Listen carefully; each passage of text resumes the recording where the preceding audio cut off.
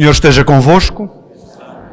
Evangelho de Nosso Senhor Jesus Cristo, segundo São Mateus.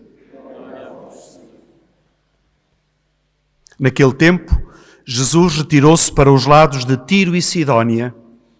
Então, uma mulher cananeia, vinda daqueles arredores, começou a gritar: Senhor, filho de David, tem compaixão de mim.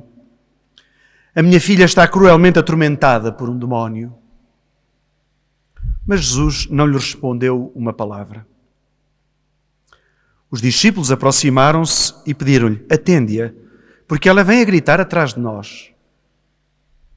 Jesus respondeu: não fui enviado senão às ovelhas perdidas da casa de Israel. Mas a mulher veio prostrar-se diante dele, dizendo: socorre-me, Senhor. Ele respondeu: não é justo que se tome o pão dos filhos para o lançar aos cachorrinhos. Mas ela insistiu: é verdade, Senhor, mas também os cachorrinhos comem das migalhas que caem da mesa dos seus donos. Então Jesus respondeu-lhe: mulher, é grande a tua fé, faça-se como desejas. E a partir daquele momento, a sua filha ficou curada. Palavra da salvação.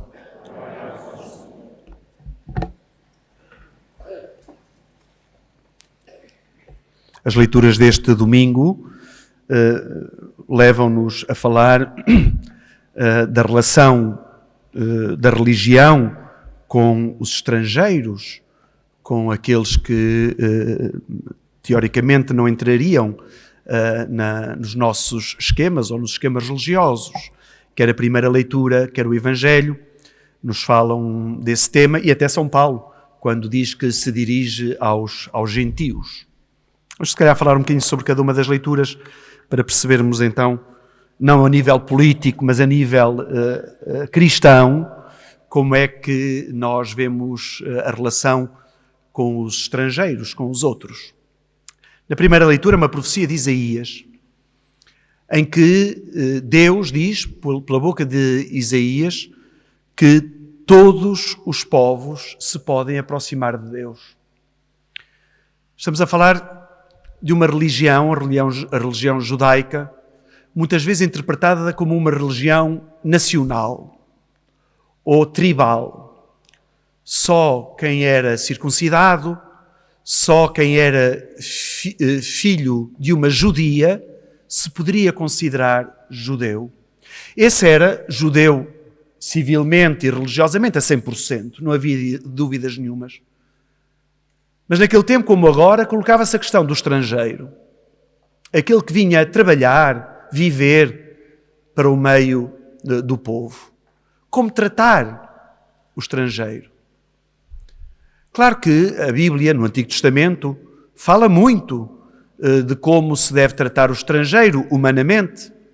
Aliás, ainda ontem na homilia da missa dizíamos que a própria família de Nazaré foi estrangeira, foi migrante, tiveram que ir para o Egito, refazer a sua vida quando queriam perseguir Jesus. Portanto, a própria Bíblia tem indicações de como tratar humanamente e civilmente o estrangeiro, o migrante. E esta leitura fala-nos de como nós devemos acolher religiosamente e espiritualmente o estrangeiro. Então, se só aqueles que eram legitimamente judeus podiam adorar a Deus a 100%, como é que acontecia com os estrangeiros? Eles podiam adorar a Deus, mas não era da mesma maneira. Aliás, havia até no templo de Jerusalém o átrio dos gentios, ou seja, daqueles que se tinham convertido, mas não faziam parte a 100% do povo de Deus. Portanto, havia uma distinção entre aqueles que eram a sério, aqueles que legitimamente se poderiam considerar membros do povo judeu, civilmente e religiosamente, e havia os outros, os estrangeiros. Qual é a novidade desta profecia? A novidade desta profecia é que eles têm que cumprir um mínimo.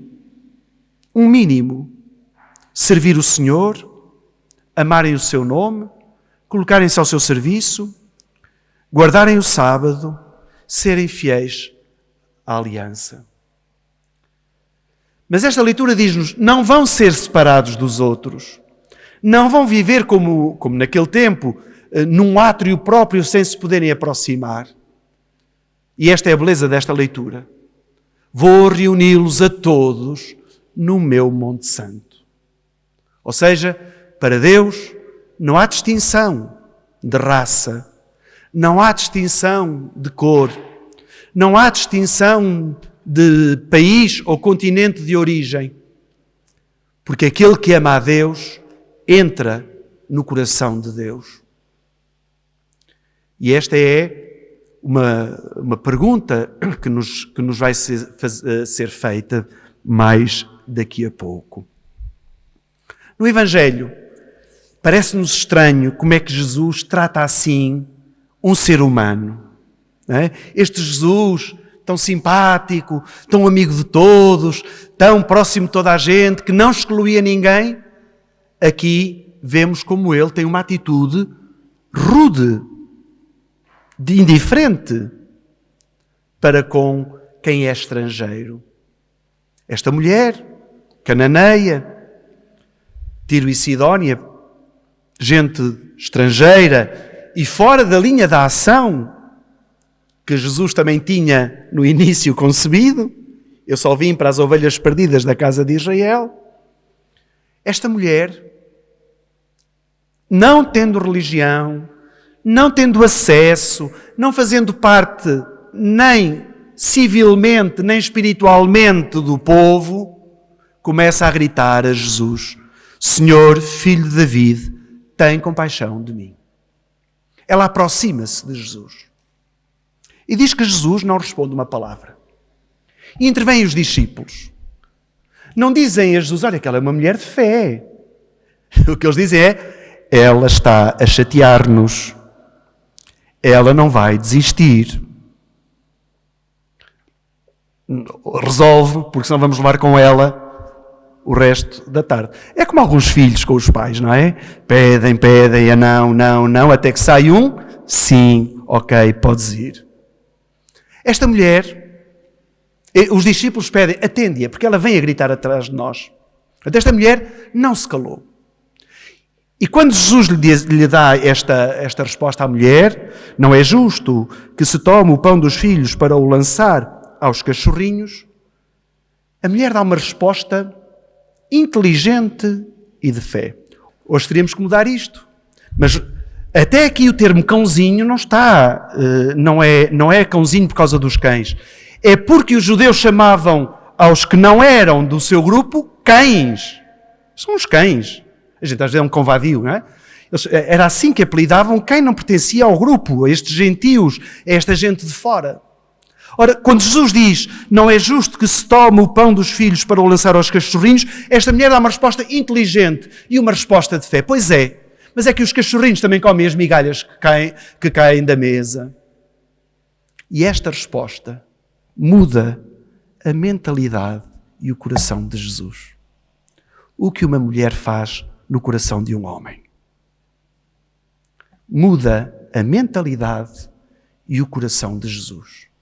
E a partir deste momento, Jesus percebe que, de facto, todos passam a ser o resto, as ovelhas perdidas da casa de Israel.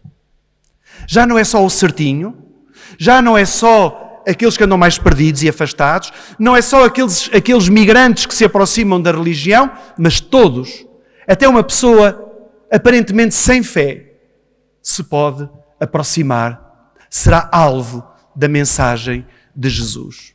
E é esta resposta inteligente e de fé que vai fazer com que não só este milagre aconteça, como toda a gente passa a ser o destinatário universal de Jesus. Por isso, a partir deste momento, a Igreja não pode dizer que não a ninguém. Há pessoas que ficaram muito contentes e bem com aquilo que o Papa Francisco disse aqui há 3 anos, o todos, todos, todos. Mas não é novidade do Papa Francisco. É novidade de Jesus. Todos, todos, todos. A partir deste momento já não há fronteiras, nem de raça, nem de religião, nem de proveniência, nenhuma. Quem se aproxima de Jesus com fé é salvo. E é por isso que este episódio também nos faz aqui alguma confusão, que nos diz assim: muitos que estão dentro, se calhar, afinal, estão fora. E muitos que estão fora acabam por estar dentro. E mais à frente Jesus vai dizer, para escândalo de todos, os publicanos e as mulheres de má vida vão-vos preceder na entrada do reino dos céus. Porque a gente, muitas vezes, muito mais sensível e de um coração muito mais aberto para acolher a mensagem de Jesus, como esta mulher nos mostra. E a segunda leitura, em que São Paulo, não aqui, mas no livro dos Atos dos Apóstolos, nos aparece claramente como uma missão que ele assume para ele, de levar a mensagem de Jesus mais longe. Isto começa numa cidade onde ele vai à sinagoga, o sítio natural onde as pessoas com fé poderiam descobrir Jesus de Nazaré como o Messias, e rejeitam a sua pregação. E Paulo diz, é assim, era a vocês que devia ser pregada em primeiro lugar a palavra do Evangelho, a palavra da salvação. Mas já que não a aceitam, vou mundo fora, vou aos gentios anunciar-lhes o Evangelho. E esta carta é uma carta dirigida, como nós escutamos, aos gentios. Ele próprio, Paulo, se auto-intitula apóstolo dos gentios, evangelizador daqueles que não têm fé, evangelizadores daqueles que aparentemente não poderiam entrar no coração de Deus, pois é a eles que São Paulo vai dedicar toda a sua vida.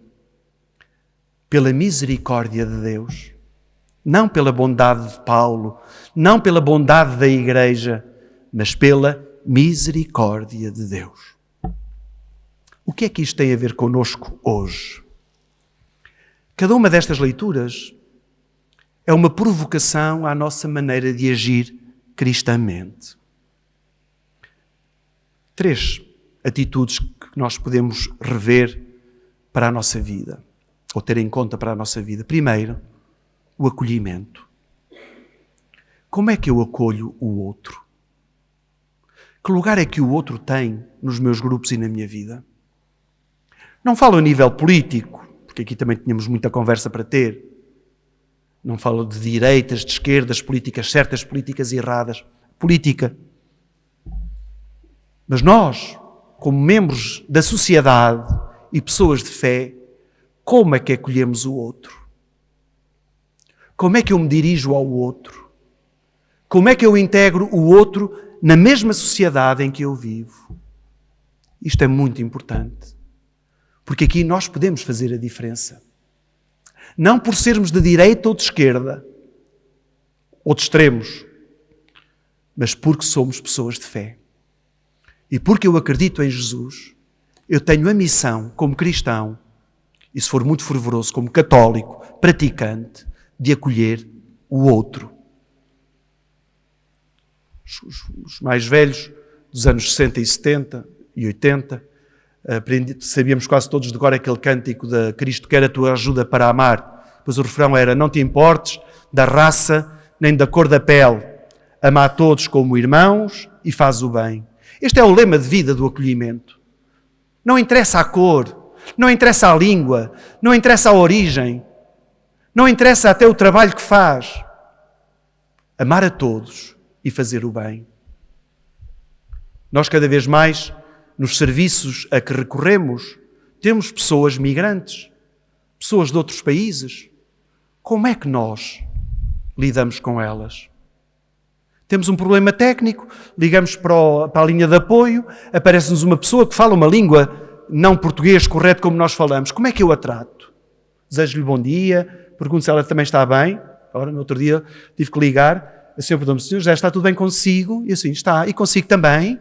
Ela disse, sim. Obrigado por ter perguntado. Porque parece que não é normal a gente ter umas conversas. Nós não estamos a falar com máquinas. São pessoas. Tenho falado também muito disto. Aquelas pessoas que nos levam comida à casa ou do lado dos Ubers, como é que eu as trato? Anteontem vinha à noite, ali ao pé de Santa Maria, parou ao meu lado um rapaz daquelas motas das comidas. Não conhecia de lado nenhum, obviamente, mas parámos, por sinal vermelho, parámos. O homem olhou para mim, sorriu e fez assim. Eu pensei, conhecer não me conhece, certeza. E eu abri o vidro da janela e disse, boa noite. E ele, boa noite.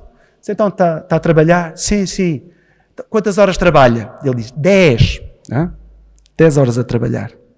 10 horas a trabalhar. E disse, e ganha bem? Ele disse, não, muito mal. Eu disse, força. E depois foi o verde e viemos embora. Claro que a gente podia fazer adeus e virar as costas. Mas como é que nós estamos no tratamento do obrigado, do se faz favor, do bom dia, sente-se no meu lugar? Como é que nós estamos a nível de acolhimento? Eu como cristão. Como é que eu estou? Sou desleixado, como os outros que não têm fé? Não tenho aqui um exemplo a dar? Segundo, a oração. Esta mulher faz 2 orações a Jesus. Estes pedidos que ela faz são orações. Senhor, filho de David, tem compaixão de mim. E depois, socorre-me, Senhor. Esta primeira oração, Jesus, filho de David, tem compaixão de mim, ela é muito usada no Oriente, equivalente ao nosso terço. Mas o nosso terço é 50 Ave-Marias. Esta é até cansar. Jesus, filho de David, tem compaixão de mim. Jesus, filho de David, quase como um mantra que os nossos irmãos orientais vão rezando ao longo do dia e várias vezes ao dia. Não rezam mais nada do que isto. Senhor, filho de David, tem compaixão de mim que sou pecador. Senhor, filho de David, tem compaixão de mim porque sou pecador. A insistência da oração. Esta mulher ensina-nos a não desistir facilmente de pedirmos coisas a Deus. Não o que nós queremos, mas aquilo que Deus quer para nós. O Papa Francisco dizia isto muitas vezes. Não é Deus que se cansa de dar. Somos nós que nos cansamos de pedir. Nós somos quase como os filhos mimados. Pedimos 2 vezes, queremos que aconteça. Rezámos uma novena, fizemos uma novena, para ver se a dor das costas passava. Não fomos ao médico, que era a primeira coisa que a gente devia fazer. Para ver se, o que é que isto é. 9 dias a rezar a novena. Chegou-se ao final do 9º dia, não tive melhoras. Já desisti. Afinal fiz uma novena, não deu para nada. Faço uma promessa de ir a Fátima a pé. Chego a Fátima, olho à Nossa Senhora. O milagre não aconteceu. Ficamos revoltados. Andei eu estes quilómetros todos e não aconteceu o que eu queria. É para isso que serve a nossa oração? Para intimidarmos a Deus? Para que Ele faça o que nós queremos? Ou a oração é esta necessidade que eu tenho de viver continuamente unido a Deus e aceitar aquilo que Deus tem para me dar, mais do que lhe exigir o que eu quero? A oração insistente. Terceira coisa, o testemunho. Paulo passa a vida, a partir daquele encontro na sinagoga em que é rejeitado, passa a sua vida a dar testemunho de Jesus Cristo. E esta é a missão de todos nós. Tenho dito várias vezes, isto não é para nós andarmos agora, vamos para a rua fazer outdoors e distribuir papelinhos. Não é nada disso que nos é pedido. Nada. Nesse sentido, a nossa religião é a mais discreta. É por contágio, porque os bons exemplos contagiam. É como é que eu testemunho a minha fé. Não é como é que eu pratico a minha religião. É como é que eu testemunho a minha fé. Aqui num fraco testemunho damos. Respondemos mais ou menos à missa, cantamos mais ou menos 8ª acima, 8ª abaixo. Aqui também não é preciso...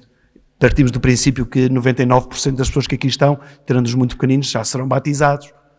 Mas não é aqui que é importante dar testemunho. Aqui é importante cantar, aqui é importante responder bem à missa, aqui é importante comungar, aqui é importante estarmos unidos uns aos outros. Mas o mais importante é lá fora. Porque aqui é aqueles 40 minutos de carregar o telemóvel, que a gente não pode sair de casa sem ele, porque senão ficamos sem rede. É isto que nós fazemos aqui. Aqui estamos a carregar as nossas baterias para lá fora darmos testemunho. No meu trabalho, na minha escola, na praia com os meus amigos, nas férias com a família toda, onde eu estiver, eu devo dar testemunho. Não exagerado, não. Com palavras simples, com atitudes bondosas e cristãs. Temos então aqui estas 3 atitudes das leituras que nos podem ajudar são essas que nós vamos pedir ao Senhor. Que sejamos atentos aos outros e que pratiquemos o acolhimento. Que a oração seja para nós esta necessidade de vivermos unidos a Ele e de não andarmos a desistir facilmente da oração porque não segue os objetivos que nós tínhamos. E terceiro, não nos cansarmos nem nos envergonharmos de dar testemunho de Jesus. Que assim seja.